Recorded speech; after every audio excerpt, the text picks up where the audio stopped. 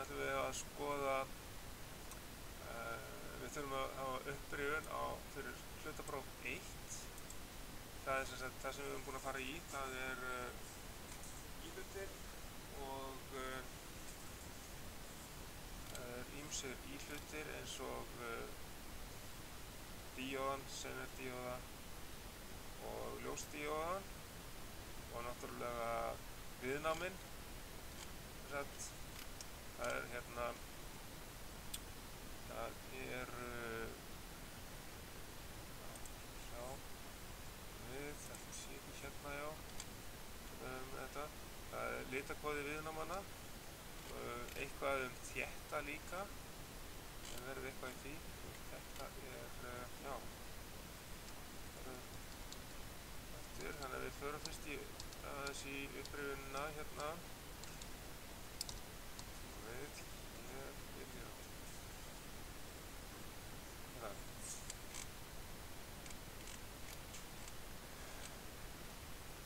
Upprifjun.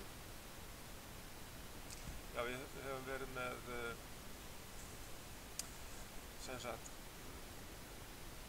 fara bara hérna það líka í hvað gæti komið af fleiri íhlutum. Við tökum til dæmis hérna eiginbreytilega mótstöður. Við höfum eitthvað fjallað þessar, sem sagt þetta er NTSC mótstaðin til mældu mótstöðu í fyrsta verkefninu sem þið voru með. Og það eru fleiri mótstöður sem getur komið til greina hérna. Og það, já, ég ætlaði kannski að ná í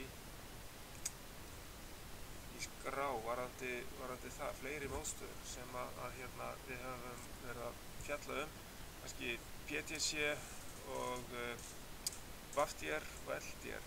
En LDR tökum við með í transistora hlutanum, þannig að þetta eru hérna 4 mótstöður sem við höfum verið að mæla í hlutanum.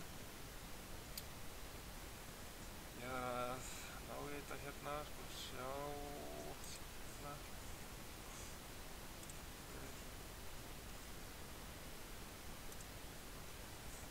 Þetta hérna.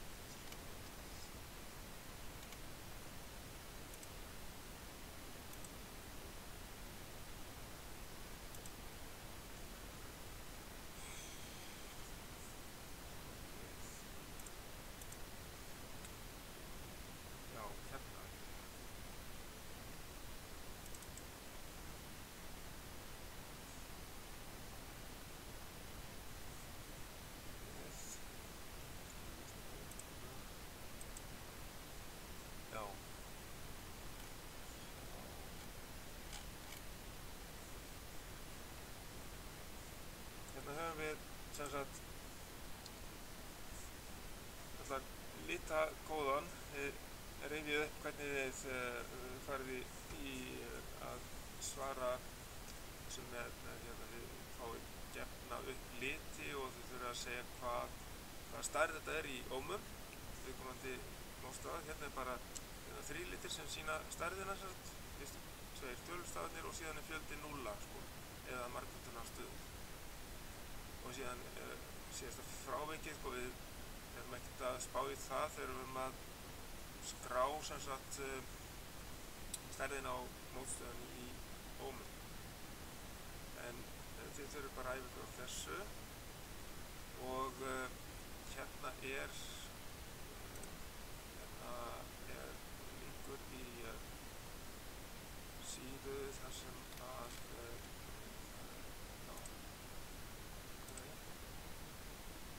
hægt að æfa sig á, þið kannast við þessa síðu, þannig að þessu getur við slegið inn og eftir á hvaða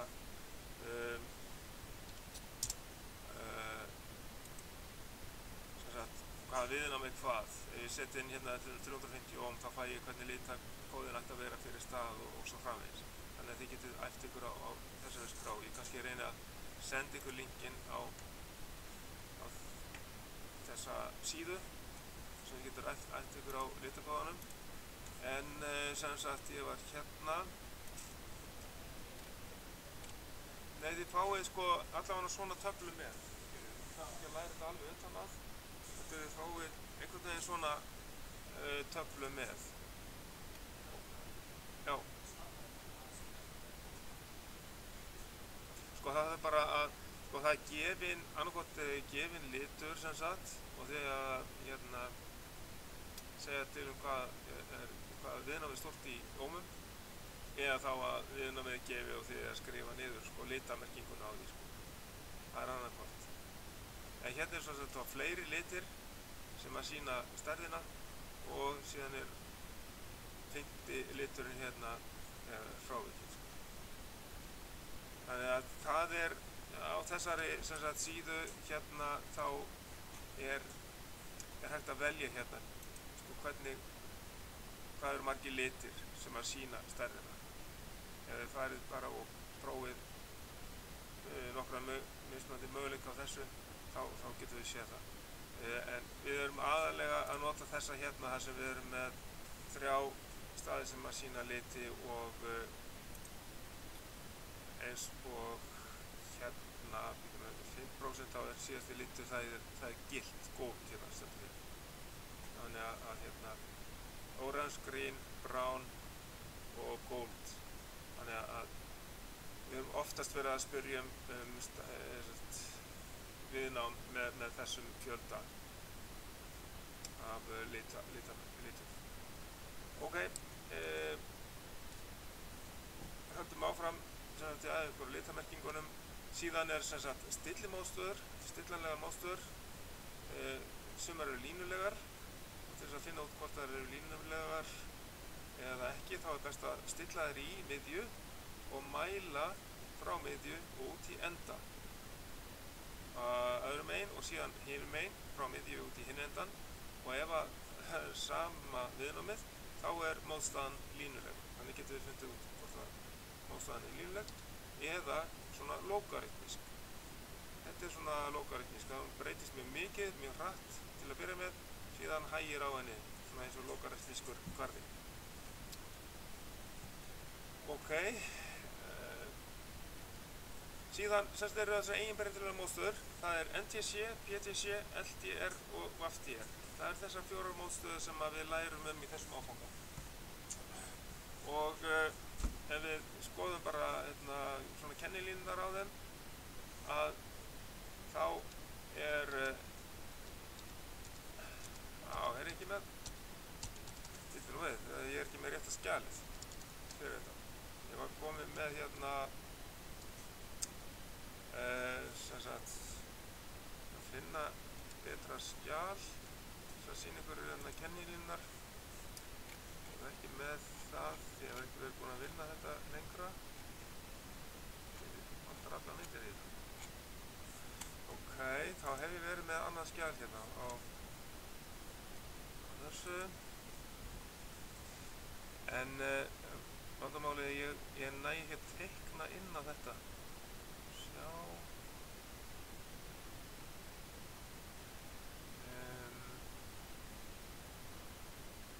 Nei, hér þar. Hérna þá kannski.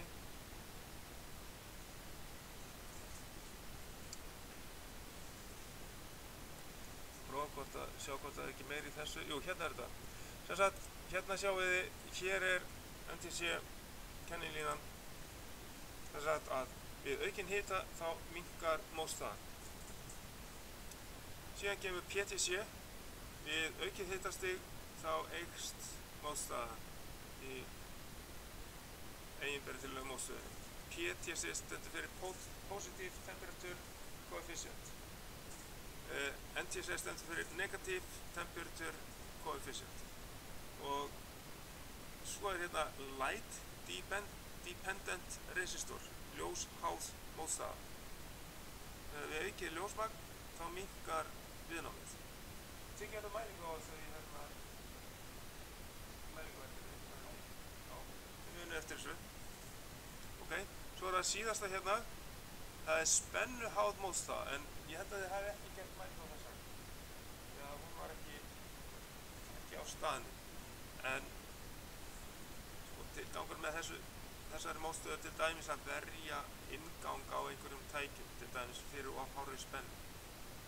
Að viðnámið í þessum eiginbreytanlegri VFDR mótstöðu minnkar mikið við ákveðna spennu til þess að koma ekki of há spenna inn á viðkomandi inngang til dæmis eða rásarhluta. Já. Og í til dæmis spennumælum þá var þetta bara svona viðnám bara skamhleypt, sko. Þannig að það varði þannig innganginn á mælunum, þannig að ef það var bara svona skipt þessa mótstöðu þá var hægt að fara að nota mælinn aftur spennu sem spennumæli. Þannig að þetta svona ákveðið varnarmótstaða en hérna, já, spennuháð. Ok, svo eru bara þéttar, við erum með alls konar þétta eins og plastþétta, pólyesterþétta, það eru plastþéttar og þeir eru ópólaðir og það eru líka keramikþéttar eru líka ópólaðir. Síðan eru líka hérna raflausnarþéttar, þeir eru pólaðir og svo er tandalþéttir, hann er pólaður. Þannig að þeir eru alls konar gerðið af þessu. Efsta línan er raflausnarþéttar, næsta er það er eitthvað af þessu tandalþéttar hérna og svo fyrir neðan eru aðeinslega plastþéttar. Og hérna síðan næst eru raflausnarþéttar og aðeins samanburður á raflausnarþétti sem sagt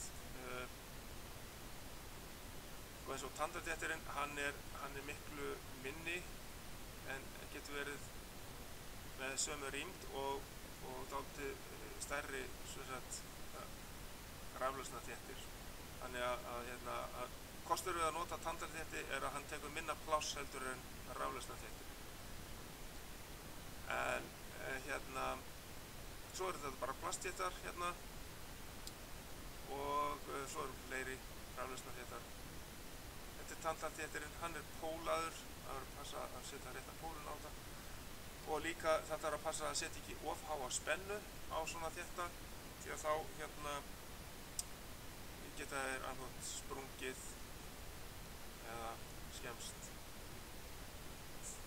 Ef öfugt pólaðir líka þá geta þeir líka sprungið eða skemmst.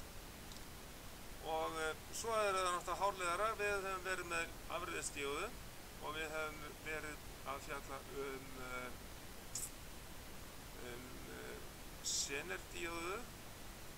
Við höfum ekki tekið neitt sérstaklega signaldíóðu eða hvað var signaldíóðu í þessu sem við vorum að mæla. Það var ekki svoleiðis. Já, það er bara mjög lítil díóða sem er aðalega svona til þess að opna eða loka fyrir svona signal. Þannig að ef hún er kortbent þá kemst ákveðið lítill riðstraumur í gegnum sem gæti verið bara annað hvort einhvers konar upplýsingar, annað hvort tal eða hljóð eða einhvers konar lítil riðspenna sem er í rauninni kallað signal. Og hún hleypir bara mjög litlum straum sem sagt í gegnum sig. Hún er ekki, þessi signaldíóð ekki notuð beinlínis í neina afriðu. Það er hins vegar afriðsdíóð þessi hérna svarta og þessar stóru hérna fyrir brúafriðunar. Og þessi hérna. Þið mælduð líka svona stóra díóð fyrir miklu stærri straum. Það þólaði hærri straum og líka hærri bakspennu. Þessar afriðsdíóður hérna og stóra afriðsdíóðan. Ok, þetta var signaldíóðan og hérna var katóðustreikið, það var þessi hringur hérna á gátunni á díóðunni og fleiri upplýsingar um setningardíóðuna. Svo eru afreiðisdíóðunar. Það sem við höfum verið með eru aðalega 3 ampere, 3 ampera díóður og sjáum hérna hvað þola mismunandi mikla bakspennu. Þessu eru merktar hérna 1N5404 sem er mjög algengt hjá okkur. Þær þola bakspenntar 400 volt. Þess að VAF RRM stendur fyrir Volt Repetitive Reverse Maximum. Og svo við höfum líka verið með 1N5408, þær þola bakspenntar 1000 volt. Þetta er svona það helstu sem við erum að nota í afreiðisbrúm og í afreiðisbrýr. Og hérna, og svo eru fleiri díóður sem þola bara meiri straum og sem sagt og hærri bakspennu. Síðan erum við hérna með brú og þetta er nú bara hérna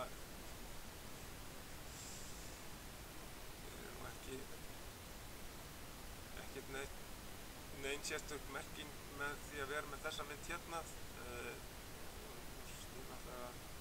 Snýr náttúrulega ekki rétt þessi hérna, þetta er engin brú eða í rauninni gerir ekki neitt þessi mynd hérna. En hérna höfum við mynd af afreiðisbrú, þar sem er sýnt sem sagt með rauðu örfunum hvernig straumurinn fer þegar að spennan til dæmis jákvæð hérna ofanverðu og bláa örin sýnir þegar að spennan er gagnstæð og streymir í gegnum hina díóðuna á móti. Það er alltaf 2 og 2 díóður sem að leiða, þið sjáðu, það eru þessi tvær örvar hérna rauðu sína hvaða díóður eru að leiða samtímis og hina bláu örvarnar sína hinar 2 díóðurnar sem að leiða samtímis og við fáum alltaf jákvæða spennu toppa yfir álagið, load hérna. Og sjáum hérna ef við erum með 3 fasa afreiðum til dæmis úr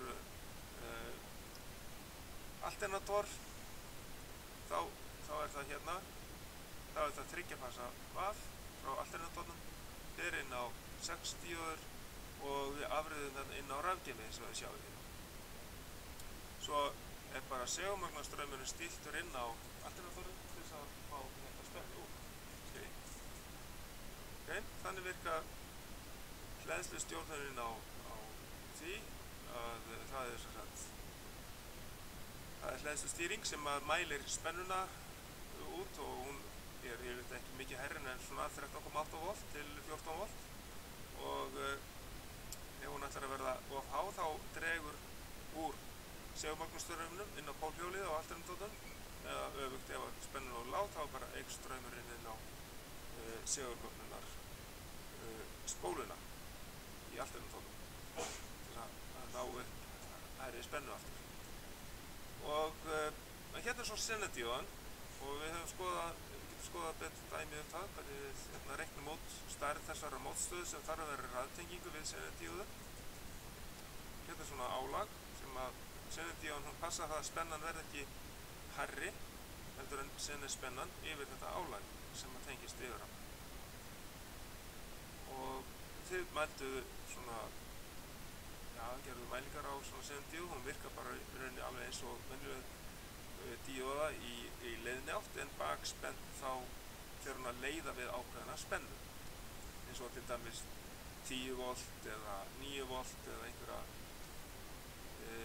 aðra spennu og vantar kannski hérna einhverja töflu yfir það, svona sennaspennu og fá mismunandi sennaspennu. En síðan hérna förum við týristóruna seinna, þannig að við erum komin í gegnum þetta efni sem er hér. En aðeins í hérna hvernig við reiknum svona út. Ég er búinn að fara þá í íhlutina svolítið, hvaða íhlutir eru þá fyrir þetta próf og svo er hérna dæmi það hvernig við myndum finna út stærðið á þessu út frá litamerkingum mótstaðana.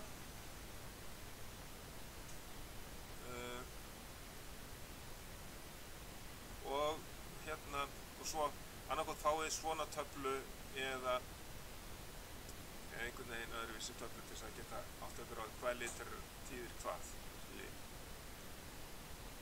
Ok. Þið hafið æft ykkur í þessu og þið fáið á link til þess að æfa ykkur frekar í þessu. En næsta mál, það sem sagt díóða í jafnstraumsrás, hvernig virkar hún og það fer eftir í hvar hún staðsett, hvort hún staðsett hér eða hérna megin,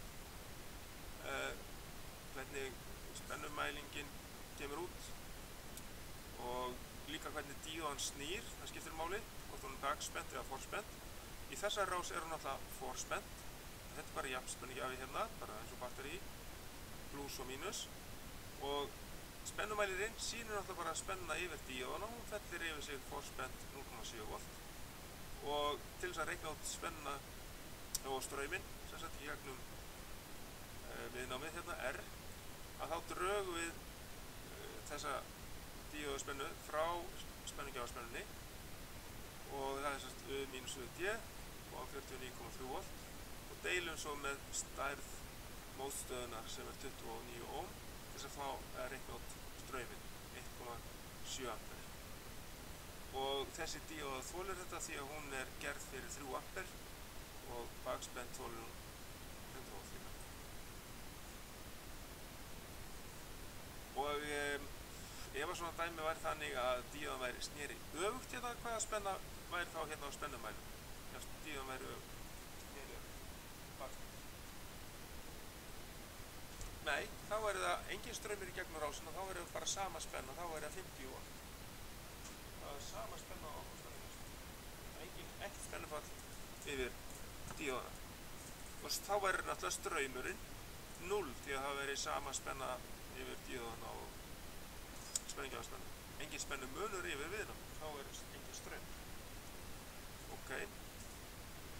En hérna, ef að hún væri sem sagt bakspennt og væri staðinn hérna þar sem að viðnámið og viðnámið væri komið hingað að þá værum við líka ekki með neitt straum í rásinni og þar alvegandi væri 0 volt að spenna hérna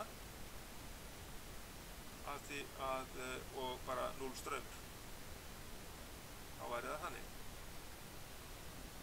en í sjálfsér sömu niðurstöður ef að díóðan væri rétt en spennumælirinn myndi alltaf að sína þá 49,3 volt ef að viðnámið væri hérna hægra megin og díóðan hér þá bara snerist þetta við en það væri sami straumur auðvitað. Allt í góðu. Þannig að þá skulum við skoða hérna Zener-díóðu. Ég gæti trúið að við hafi séð þetta dæmi áður en allt í lagi að fara í gegnum þetta. Við hefum að reikna út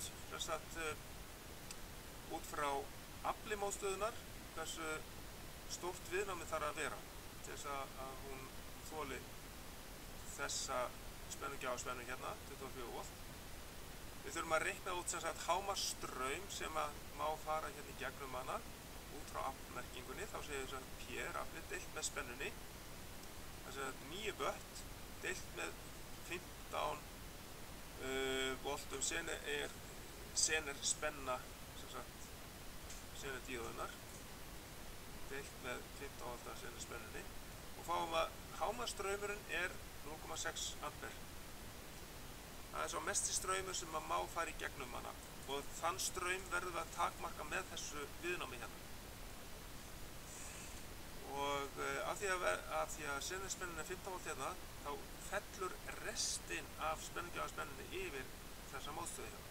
Þannig að þá segjum við að 24 volt mínus 15 volt þá 9 volt sem að falla yfir viðnámið UR og reiknum þá út hvað stærð hérna mótstöðun þarf að vera deilum með straumnum sem við fengum að áðan 9 deilt með 0,6 og þess að 15 ohm má mótstaðan vera en við myndum hún má alls ekki vera minni en 15 ohm því að þá verður straumurinn meiri við þyrftum eiginlega kannski að taka næstu standardstærð á mótstöðu fyrir ofan til þess að díóðan þoli þessar aðstæður. Ok, en hérna við sjáum til, þið tengið svona dæmi áður, einhverjum tímadæmi til að æfa ykkur á þessu, en kannski finn ég eitthvað til þess að senda okkur til að æfa ykkur fyrir próf. Ekki svo ég muni, ég þarf að gáða þið. Já, það væri fínt að hafa æfingu á próf, ég ætla bara að gáða því strax eftir tíman. Ég að taka þennan tíma. Nei, vegna þess að við hefum verið þá að leysa tímadæmi og svoleiðis. Því það tekur, ég hef enga, sem sagt, get ekki stoppað pásu eða gert eina pásu. Það er vandamál. Ok, næsta mál, það er ljósdíóðan. Við reiknum út, sem sagt, út frá þessum upplýsingum, hvað stór mótstaðan þarf að vera. Spennan sem fellur yfir ljósdíóðu þegar hún lýsir og er tengd svona er 2 volt, það er gefið hérna. Sem sagt, dæmigerð ljósdíóða, dæmigerð straumur líka í gegnum svona ljósdíóðu er 10 mA og þá er spennufallið yfir hana 2 volt þegar hún gefur fullt ljós. Og þá göngum við út frá þeim upplýsingum og drögum þessi 2 volt sem fellir yfir ljósdíóðuna frá spennugjafaspennunni sem er hérna í þessu tilfelli 24 volt. Þá sjáum við það að við verum að fella 22 volt yfir þetta viðnám hérna. Já, ef við gerum það ekki þá fær ljósdíóðan of háa spennu og það skemmist. Það er það sem það er tilgangur með þessu. Við verðum að passa ljósdíóðana og fá ekki of háa spennu. Ok, þá er það 22 volt, það er spennan og deilum með straumnum, þess að 10 mA sem er 0,01 ampere og reiknum út þannig viðnámið, stærri viðnámsins sem þarf að vera í hraðtengingu.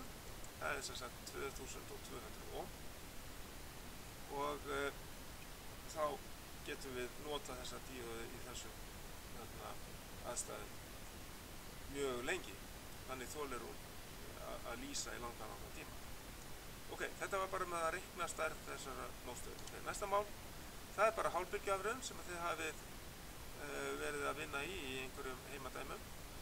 Við erum hér með sem sagt bara eina díóðu af því við erum með hálfbylgjuafröðun og þar af leiðandi gáruspennan. Útreikningunni á gáruspenninni, þar erum við með stöðulinn 12. Við erum mun eftir því. Nota stöðulinn 12, við erum nota með það í formúlublaðinu. Og sinnum álastraumurinn deilt með stærð þéttisins í mikrofærinu.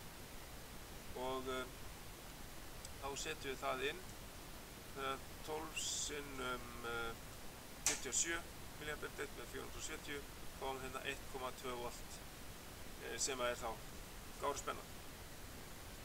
Og þá reiknum við erum búin að reikna gáru, við ætlum að reikna út með.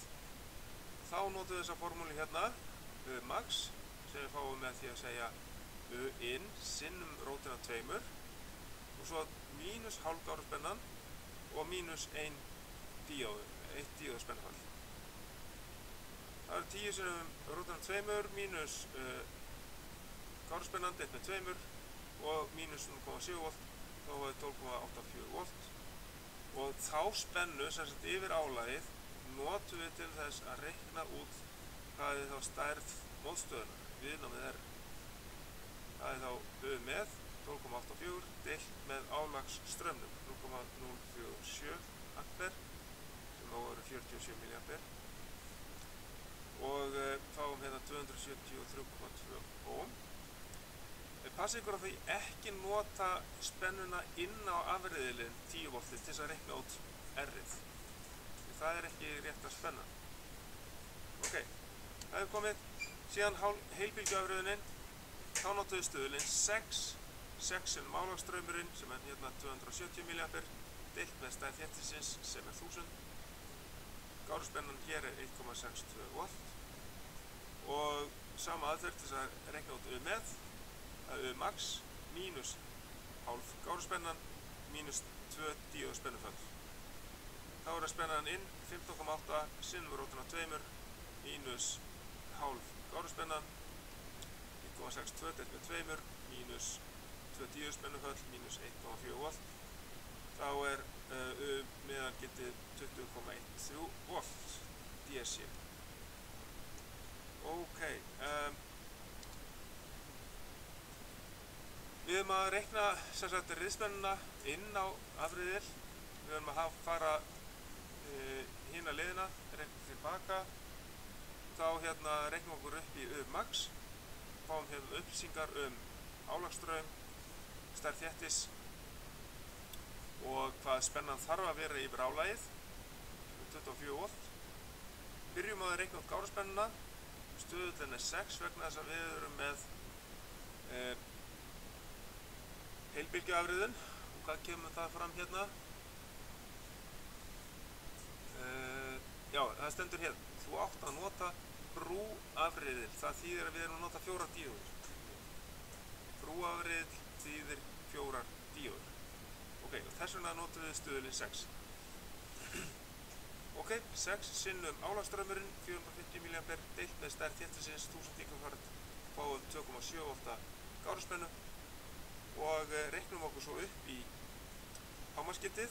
Það er sem sagt max er sama sem með sem er þá 24 voltinn pluss hálf gáruspennan og svo pluss 2 díóðspennufall. Þá förum við alveg upp í max sem er þá 26,75 volt. Og síðan til þess að reikna út spennuna inn, reikna riðspennuna inn á afriðilinn, þá segjum við max deilt með rótina 2. Ekki gleyma þessu í lokin. Það er 26,75 max deilt með rótina 2, þá fáum við spennan inn. Virkagildi riðspennunar er 18,92 volt.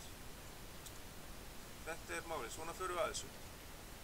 Og svo bara merkjum við þarna inn á búið til mynd og merkjum inn á myndina með þessi réttu gildi sem við vorum að reikna út.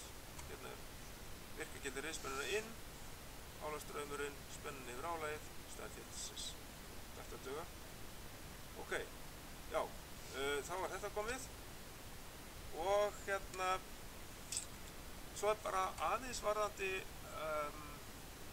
þriggja-fasa afriðuna því að væntanlega kemur hún líka inn í þetta. Þá erum við með einhvern veginn dæmi til dæmis hvaða spenna mælist yfir út yfir álag. Við sjáum hérna formið á spennunni og þá myndum við nota þessa formúlu hérna með sem deilt með pi sinnum rótina 2 sinnum svo mínus 2 díóðspennufall. Og hérna þá værum við með eitthvað svona dæmi. Og við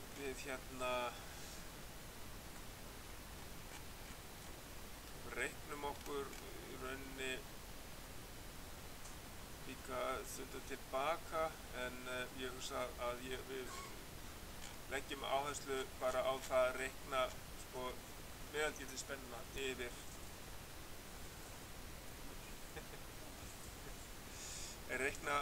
meðalgildi yfir álagið Þannig að það er það sem við þurfum að gera núna í þessu tilfelli. Og við erum með sýnidæmi hérna með því. Hér erum við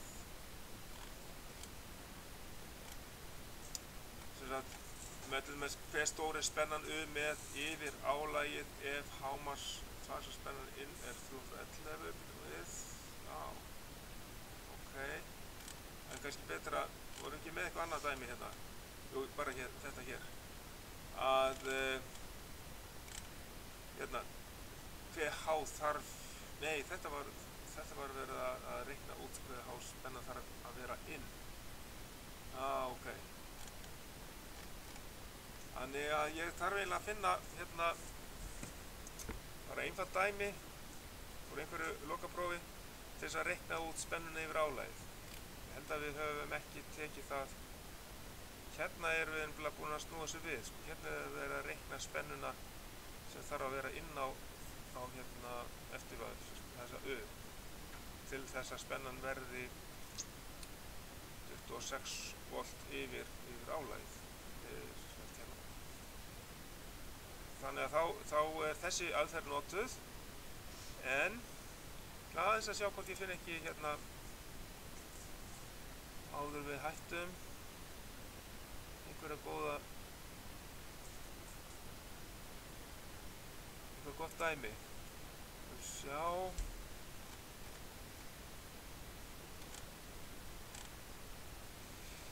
skulum sjá hérna.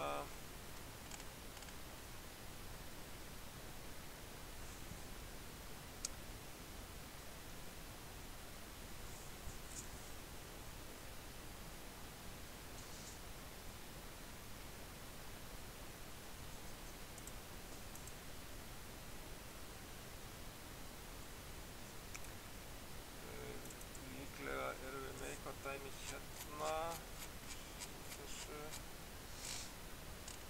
já, reikna bara hérna sem sagt með yfir þetta, já, ef að við erum með út frá gegnum stærðum og taka til hérna spennufallana, þá notum við í rauninni bara þessa formúlu hérna sem við erum með hér,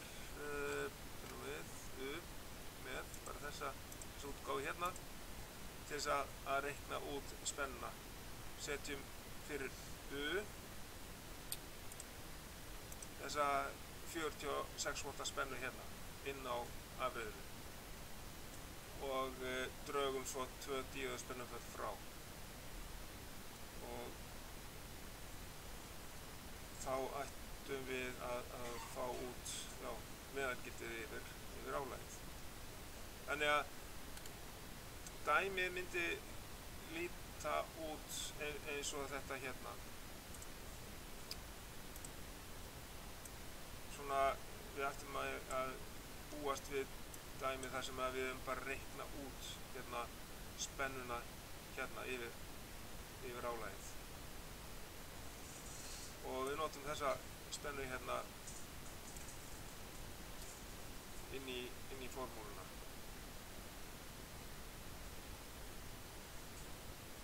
Er einhverjar spurningar varðandi þá efnið fyrir næsta, eða fyrir fyrsta prófið? Þess að það er ekki spurt transistora, af því við erum ekki farið.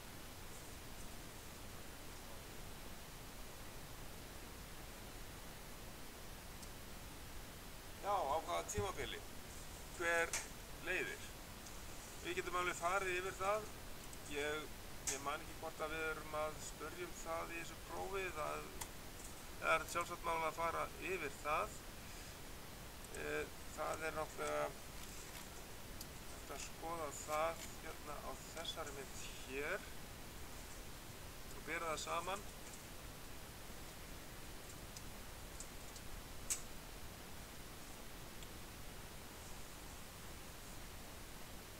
Sjá, þetta ná hérna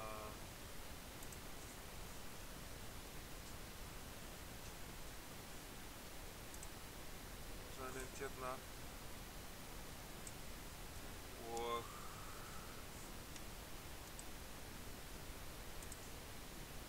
já,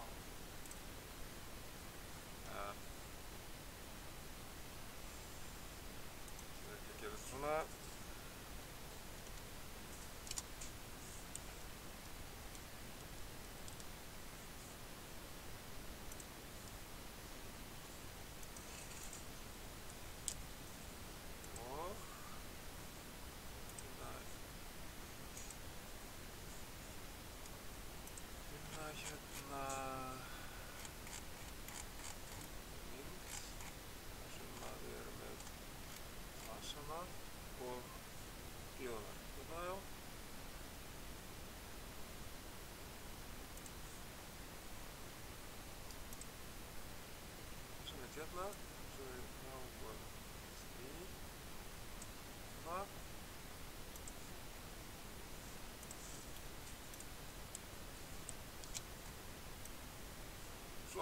þetta saman.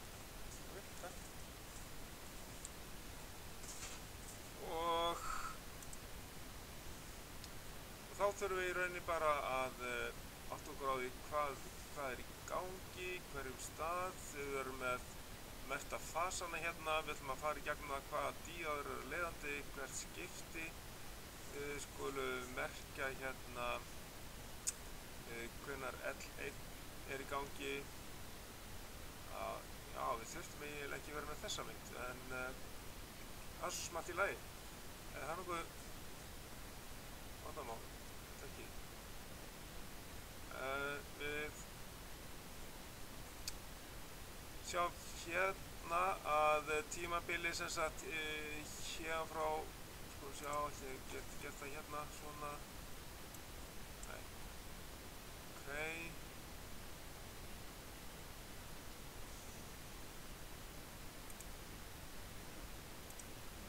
getur við svona, já, sem sagt, ok, tímabilið hérna frá og hingað, þá sem sagt L1, hann er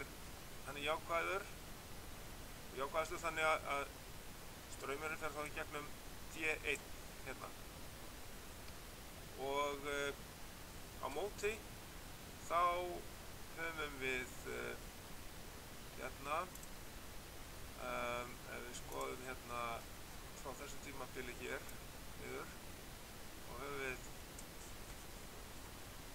þess að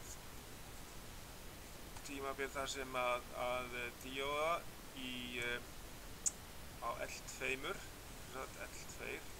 er með mínus, neikvæðasta spennan er þá í gangi hérna og þá fer það í gegnum D5 því að það fer tilbaka inn á L2.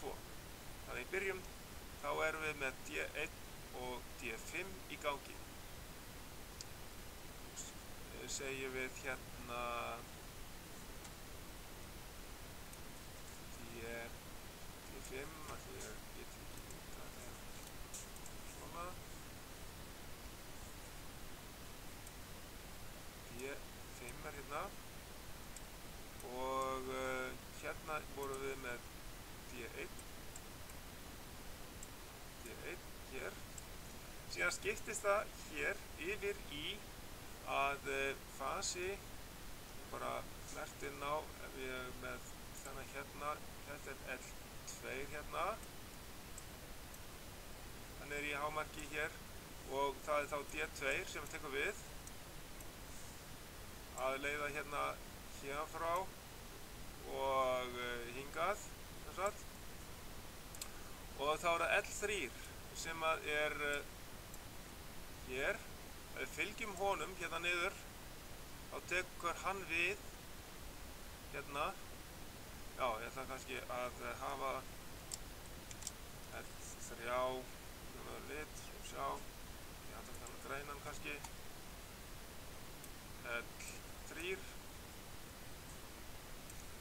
og þá er hann að leiða í rauninni sem sagt það er hérna frá og hingað er þá díóða sem sagt D6 að leiða. Það er straumurinn í gegnum hana tilbaka í L3. Þannig að seinni hlutan hérna er sem að díóða D1 er að leiða hingað, þá tekur við D6. Og síðan er hérna D3 sem að því að L3 verður jákvæðastur næst og þá hérna, já, ef við ættum eftir að fara í gegnum L2 þegar að D2 leiðir þess að hérna þegar D2 leiðir þennan hluta hérna leiðandi hérna þá er straumurinn þessa leið gegnum álagið og fer í gegnum D6 á meðan að L3 er neikvæðastur og svo tekur við önnur díóða hér sem að er í rauninni þegar L1 verður neikvæðastur. L1 verður neikvæðastur hérna, að þá tekur við D4 að leiða. Hérna með díóðu 2 og hún leiðir hérna frá og hingað. Og síðan tekur við, það er sem sagt merki hérna D4